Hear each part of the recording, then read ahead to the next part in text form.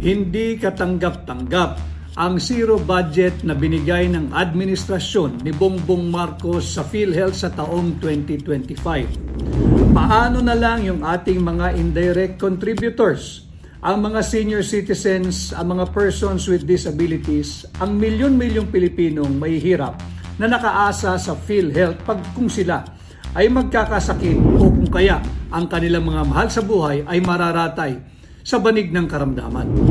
Maling prioridad ang inuuna ng Marcos administration.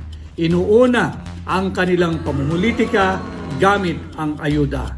Kasama ako ng milyong-milyong Pilipino na mariing kinokondina ang zero budget na nakuha ng PhilHealth sa taong 2025.